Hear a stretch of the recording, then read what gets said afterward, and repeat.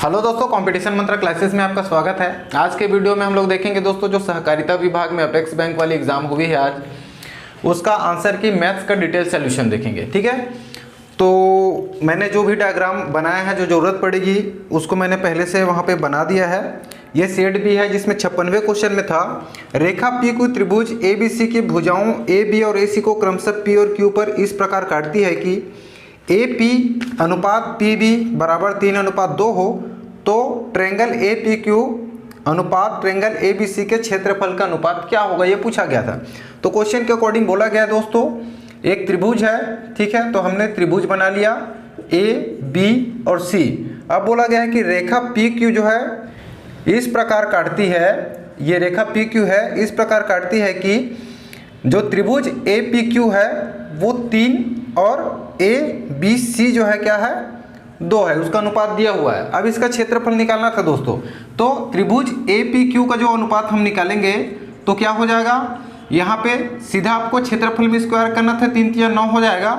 वहीं आपका triangle A B C का यदि हम देखते हैं तो 3 और 2 क्या हो जाएगा, 5 हो जाएगा जुड़कर। ठीक है, 5 5 6 25 हो जाएगा, तो इसका जो आंसर आ जाएगा 9:25। ठीक है, ऑप्शन नंबर सी जो है इसका करेक्ट आंसर हो जाएगा। अगला जो क्वेश्चन था, किसी मूलधन पर यदि 2 वर्षों का साधारण ब्याज 4800 रुपये है और चक्रवृद्धि ब्याज 5088 रुपये है तो ब्याज दर कितनी है। अब इसको 2 तरीके से सॉल्व कर सकते हैं दोस्तों, मैथ्स कई तरीके से बनाते हैं।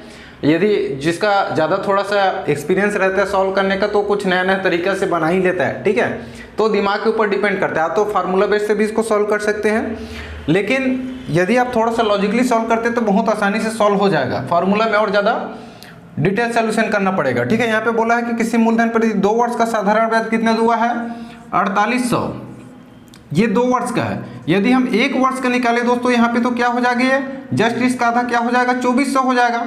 ठीक है, अब हमको अंतर देख लेना है, चक्रवृद्धि ब्याज कितना हो रहा है 5088 रुपये। तो जो चक्रवृद्धि ब्याज है क्या होता है, ब्याज के ऊपर लगने वाला ब्याज होता है, कितना लग रहा है यहाँ पे 2 वर्ष के बाद 5088 रुपये, यानी कि 288 रुपया क्या लग रहा है आपको एक्स्ट्रा ब्याज देना पड़ रहा है। इसको इस तरीके से भी आप समझ सकते हैं, सपोज आपने किसी से उधार लिया है, ठीक है, जिसका आपका वार्षिक ब्याज देना पड़ेगा, जितना भी अमाउंट है उसका 2400 रुपये आपको वार्षिक ब्याज देना पड़ेगा। ठीक है, 1 वर्ष के लिए। और जो दूसरा ईयर आता है जिसमें चक्रवृद्धि ब्याज जोड़ा जाता है, यानी कि ब्याज का ब्याज जोड़ा जाता है, उस ईयर में भी आपका जो ब्याज होता है साधारण ब्याज वो सेम ही होता है, वार्षिकी वो नहीं बदलता है, चक्रवृद्धि ब्याज हमेशा बदलता है। ठीक है, तो ये जो अंतर है दोस्तों 288 वो क्या है आपका चक्रवृद्धि ब्याज है, लेकिन किसके ऊपर, इस वार्षिक ब्याज के ऊपर ब्याज है। ठीक है, आपने 1 साल के लिए जो है उधार लिया और आप नहीं चुका पाए तो दूसरे साल में आपको क्या करना पड़ेगा, ब्याज का ब्याज देना पड़ेगा। तो आपको ब्याज का ब्याज कितना देना पड़ रहा है 288 रुपये। किस पर देना पड़ रहा है, यह 288 रुपये जो ब्याज है वार्षिक ब्याज पर। ठीक है, तो 288 बटे आपको जो वार्षिक ब्याज कितना था 2400 गुणा आप इसका परसेंटेज निकाल ले, परसेंटेज पूछा गया यहाँ पे, तो ये कट जाएगा, 24 से कम 24 हो जाएगा। ठीक है, यहाँ पे 4 बच जाएगा और 24 दूनी 48, यानी कि 12% इसका जो है करेक्ट आंसर हो जाएगा ऑप्शन नंबर सी। या तो फिर इसको फार्मूला बेस से अभी सॉल्व करना चाहते हैं तो दोस्तों इसका फार्मूला होता है PR² डिवाइडेड बाई 100 स्क्वायर बराबर में ये जो अंतर है 288 जो ब्याज वाला बटे 2PR बटे 100 इक्वल्स टू जो ब्याज होता है यानी कि 4800। इस तरीके से भी आप इसको सॉल्व कर सकते हैं, लेकिन ये लेंदी हो जाएगा कैलकुलेशन के लिए। ये बढ़िया थोड़ा सा लॉजिकल उपयोग करते इस्तेमाल तो आसानी से सॉल्व हो जाएगा। ठीक है, अगला क्वेश्चन हम लोग देखते हैं। अगला जो क्वेश्चन था दोस्तों वो ट्रायंगल के काउंट करने वाला था, ये आकृति जो बनी है इसमें काउंट करना था। अब यहाँ पे बहुत सारे लोग क्या करते हैं कि एक साथ कैलकुलेशन करने लग जाते हैं ना। यहाँ पे आप जितने भी कोचिंग क्लास में जो है ट्रिक्स वगैरह पढ़े होंगे वो सब इस प्रकार के डायग्राम में काम नहीं देते हैं। ठीक है, तो इसमें ट्रिकी विकी ढूंढने की कोशिश मत कीजिएगा। नॉर्मल लॉजिक है, जब कभी भी ऐसा कुछ जो है आपके सामने आकृति आती है जिसको में हम लगता है कि हम उसको फोल्ड करते हैं तो उसमें कोई चेंजेस नहीं होगा, फोल्ड करके खोल देने पे, तो हम इसमें क्या करेंगे, सिर्फ आधे हिस्सा को काउंट कीजिए पहले, ये आसानी जाता है इसमें। ठीक है, तो इसमें हम ट्रायंगल की संख्या देखते हैं तो सबसे पहले काउंट करते हैं ऊपर वाले में 1 2, ये छोटा छोटा 2 मिला के 4 हो गया और ये पूरा बड़ा मिला के कितना हो गया 5 हो गया। ठीक है, ऊपर हिस्सा का कंप्लीट हो गया, 5 ट्रायंगल ऊपर में है। यदि हम नीचला में आते हैं तो 1 2 साइड में जो 2 है वो ट्रायंगल है, बीच वाले में देखते हैं। ठीक है, तो ये एक बन रहा है पूरा, इतना को मिला करके जस्ट दूसरे साइड भी बन रहा है तो 2 हो गया, और ये पूरा ट्रायंगल मिला के 3 हो गया। ठीक है, साथ में यदि आप ध्यान देंगे तो यहाँ से जो छोटा छोटा ट्रायंगल है दोस्तों उसको मिलाकर भी 1 बन रहा है। ठीक है, तो कितने हो गए यहाँ पे 1 2 3 और 4, तो कितना हो गया हमारे पास ट्रायंगल की संख्या 5 और 9 और 2 कितना हो गया 11 हो गया। इतना ही जो है सेम आकृति नीचे में है, तो 11 दूनी क्या हो जाएगा 11 और 11 22 हो जाएगा ऊपर नीचे। अब जब कभी भी आप ऐसा देखेंगे हाफ डायग्राम बनाने वाला, तो ध्यान दीजिएगा जब जुड़ रहा है तो कितने ट्रायंगल बन रहा है उसको बस लास्ट में आपको और देखना है। 11 दूनी 22 यहीं पे हो गया। ठीक है, और जुड़ने पर ये ट्रायंगल एक और बन रहा है, एक इधर से और एक इधर से। ठीक है, तो 22 और 2 कितना हो जाएगा आपका 24 ट्रायंगल यहाँ पे बन रहे हैं इस जो आकृति दी है उसमें। तो इसका जो करेक्ट आंसर हो जाएगा ऑप्शन नंबर सी 24। अगला जो क्वेश्चन था दोस्तों 59 में पिता और पुत्र का आयु का अनुपात दिया हुआ था 7:2 दिया है, और 5 साल पहले उनकी उम्र का गुणनफल 150 था, पिता की उम्र क्या होगी। अब कई लोग इसमें जब भी गुना क्वेश्चन दिया रहता तो आपको आसानी जाता है, यहाँ पे 7x 2x मानते नहीं रहना है। कई लोग करते हैं 7x 2x, फिर इसमें 5 वर्ष पूर्व बोला गया तो 7x - 5 कर देंगे, इधर 2x - 5 कर देंगे, फिर उसका गुणनफल निकालेंगे, वो लंबा प्रोसीजर हो जाएगा। ठीक है, ऐसे आपको सॉल्व नहीं करना है, सिर्फ गुणनफल आधारित प्रश्न रहेगा अनुपात में, तब की केस में ये प्रोसीजर जो है अच्छा होता है। यहाँ पे क्या करना है आपको पता चल गया, इसको बटे के रूप में लिख लेते हैं अनुपात को। ठीक है, यहाँ पे दिया हुआ है उम्र का गुणनफल 150 था। अब यदि ऑप्शन में आप ध्यान से देखेंगे तो कितना दिया है 30 दिया है, 45 दिया है, 35 दिया है और 40 दिया है। तब के केस में यहाँ पे जो आयु पूछी हुई है किसकी पूछी हुई है, पिता की। आपको देख लेना है दोस्तों कि किससे जो है कट रहा है, कौन कट रहा है ऑप्शन इस 7 से। ऊपर वाली ये पिता का अनुपात है आयु की, तो 35 कट रहा है, तो आपको डायरेक्ट यहीं पे पता चल जा रहा है 35 से होगा। अब चेक करने के लिए क्या कर लेना है, ये थोड़ा शॉर्ट मेथड है, ज़्यादा आप झंझट नहीं पालना चाहते हैं तब की केस में। तो अब आपको क्या कर लेना है दोस्तों, चेक कर लेना है कि इनका गुणनफल जो है 150 हो रही है या नहीं हो रही है। तो जब इनकी 35 है दोस्तों, 7 भाग है, ठीक है, 7वां अनुपात में 7:35 है, तो 1:5 हो जाएगा। तो पुत्र के उस समय कितनी थी समझो, 5 दूनी 10 हो जाएगा। अब यहाँ पे 5 वर्ष पहले पूछा गया है, अब हमको चेक करना है कि 150 हो रहा है कि नहीं इनका गुणनफल। तो क्या हो जाएगा, 5 वर्ष पहले इसकी आयु कितनी रही होगी 30 रही होगी, और बेटे की जो आयु है वो कितनी रही होगी 5, 30/5। अब इसको गुणा करके देखो ना, 5 9 5 दिया 15, 150 आ रहा है आपका। ठीक है, तो इसका जो करेक्ट आंसर होगा ऑप्शन नंबर सी होगा 35। तो कुछ क्वेश्चंस ऐसे होते हैं जिसको ऑप्शन के आधार पर ही देख के डायरेक्ट सॉल्व करने की कोशिश कीजिएगा, वरना कभी कभी ऐसा होता है कि मेथड पता रहने के बावजूद भी जो है मैथ सॉल्व नहीं हो पाता है।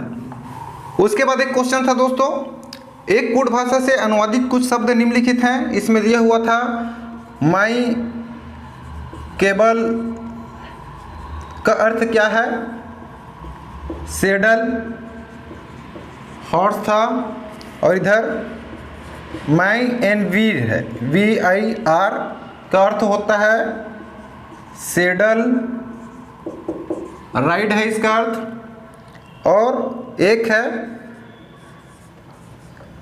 BELALMA का अर्थ क्या है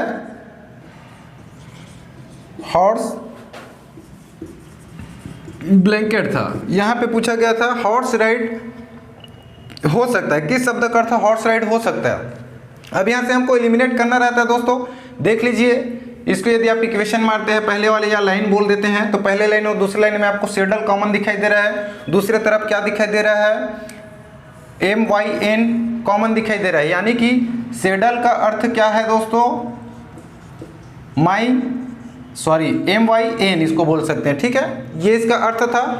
अब यहीं से आपको ऑप्शन में पता चल जाएगी जो WIR है वो राइड का है, और हमको निकलना है हॉर्स राइड का। ठीक है, तो लास्ट में WIR है, वही आपका आंसर हो जाएगा ऑप्शन नंबर ए। और आगे आप सॉल्व करना चाहते हैं तो और एलिमिनेट कर सकते हैं, जैसे कि थर्ड और इसमें देख सकते हैं, तो ये हॉर्स कॉमन दिखाई दे रहा है यहाँ से।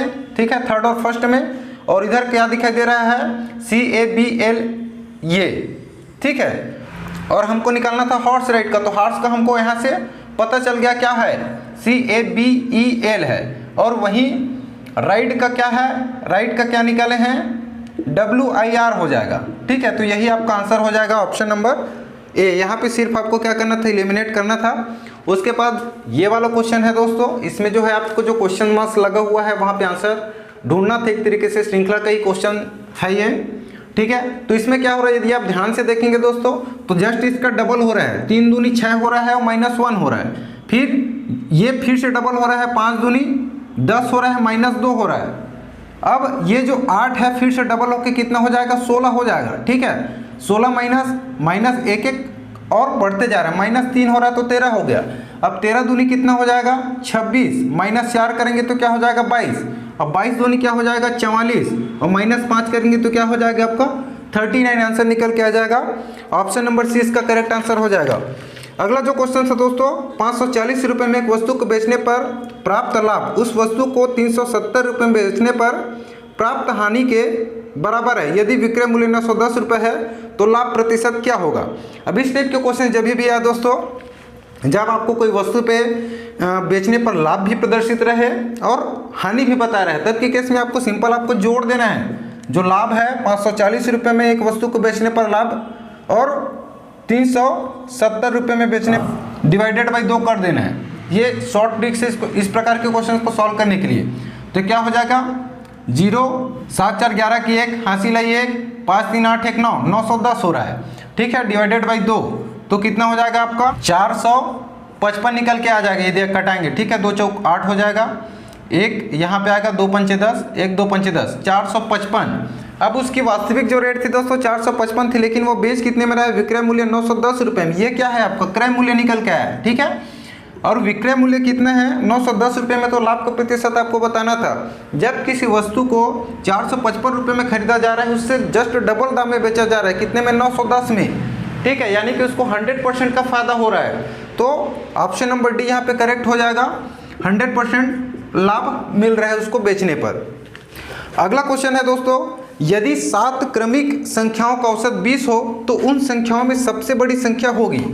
अब क्रमिक संख्या वाला जब भी कभी भी आए और औसत उसमें शामिल हो तो याद रखिएगा दोस्तों, जो क्रमागत संख्या है और औसत संख्या दिया है, वो जो औसत संख्या दिया है वो बीच वाली संख्या होती है। यहाँ पे बोला है 7 क्रमिक संख्या, नहीं कि 7 क्रमागत संख्याओं का औसत कितने दिया है, 20 दिया हुआ, सबसे बड़ी संख्या जो है पूछा गया है। तो जो बीच वाली अंक रहेगा वो औसत कहलाता है। इससे पहले 3 हमको लेना है, ये तो एक स्वयं हो गया, एक संख्या, 7 क्रमागत बोला है, बाकी 6 संख्या और बचे हैं हमारे पास। एक 19 हो जाएगा, 18 और इधर 17, इधर 3 हो गया, इधर 3 अंक और आ जाएंगे, क्रमागत बोला है, यानी कि 21, 22 और 23 हो जाएगा। ये 7 हो गए, 1 2 3 4 5 6 7 क्रमागत संख्या हो गया। बीच वाली संख्या जो है औसत होती है, यहाँ पे बोला है उसकी औसत 20 है, पता चल गया। अब इसमें बड़ी संख्या आपको देखना था, तो सबसे बड़ी संख्या तो कौन है दोस्तों, 23 ही है। ठीक है, ऑप्शन नंबर सी यहाँ पे करेक्ट हो जाएगा, ऑप्शन नंबर सी 23। अगला क्वेश्चन जो है दोस्तों डाइस के ऊपर आया था, तो डाइस में ज़्यादा कुछ लॉजिक नहीं था और ज़रूरी नहीं है दोस्तों कि 4 डाइस दिया रहता तो सभी डाइस की जरूरत पड़े। ठीक है, यहाँ पे आप ध्यान से देखेंगे तो पहला डाइस है, दूसरा है, ये तीसरा है। तो ये जो दूसरा और तीसरा डाइस दिया हुआ है वहीं से हमको एक लिंक मिल के आ जा रही है। देखो यहाँ पे जो पार्श्व सतह होता है, कभी भी 2 डाइस में जब पार्श्व सतह का अंक समान होता है या उसमें जो चिन्हांकित जो नंबर्स होते हैं वो समान होते हैं, तब के केस में क्या होता है, जो बचे हुए हैं वो आपस में एक दूसरे के अपोजिट अंक होते हैं, यानी कि ए का अपोजिट क्या हो जाएगा दोस्तों, डी हो जाएगा। ठीक है, ऑप्शन नंबर ए जो है करेक्ट हो जाएगा। ए का विपरीत क्या हो जाएगा, डी हो जाएगा। क्वेश्चन में ए का विपरीत पूछा गया था। अब आपको सिर्फ बाकी जो डाइस हैं दोस्तों उसमें बस चेक करना है आपस में कि कहीं एक ए या डी के जो है पार्श्व सतह पर आपस में तो नहीं है, यही बस चेक करना था। ठीक है, बाकी 2 डाइस से ही आपका आंसर निकल के आ जा रहा था, तो इसका करेक्ट आंसर क्या हो जाएगा, ऑप्शन नंबर ए हो जाएगा। और इसके अलावा एक क्वेश्चन और बचा है दोस्तों, कौन सी धनराशि साधारण ब्याज से 5 वर्ष में 520 रुपये तथा 7 वर्ष में 568 रुपये हो जाएगी। तो इसको यदि आप दोस्तों साधारण ब्याज निकालना आता है तो अलग अलग पहले 5 वर्षों के लिए और फिर 7 वर्षों के लिए अलग अलग निकालेंगे, तो आपको वहाँ पे अंतर समझ में आ जाएगा। ऑप्शन नंबर ए 400 रुपये इसका जो है करेक्ट आंसर हो जाएगा। तो पूरे 10 क्वेश्चन थे दोस्तों, 10 क्वेश्चंस का सलूशन हमने देख लिया है। और फिर भी आपको लगता है चूंकि इसको बनाने के कई मेथड्स होते हैं, सबकी अपनी अपनी राय होती है। यदि आपको लगता है कि इसका आंसर कुछ और होगा तो कमेंट कर सकते हैं दोस्तों। और इससे पहले जो भी जीके के क्वेश्चन आए थे, छत्तीसगढ़ी भाषा और छत्तीसगढ़ी सामान्य ज्ञान, भारत का सामान्य ज्ञान और आपका कंप्यूटर और हिंदी, उसके लिए मैंने एक वीडियो और बना चुका हूं, तो वहां से जाके देख सकते हैं उसका आंसर। और मेरे द्वारा दी गई जानकारी आपको अच्छी लगी दोस्तों, चैनल को जरूर सब्सक्राइब कर लीजिएगा। मिलते हैं अगले वीडियो में, तब तक के लिए धन्यवाद।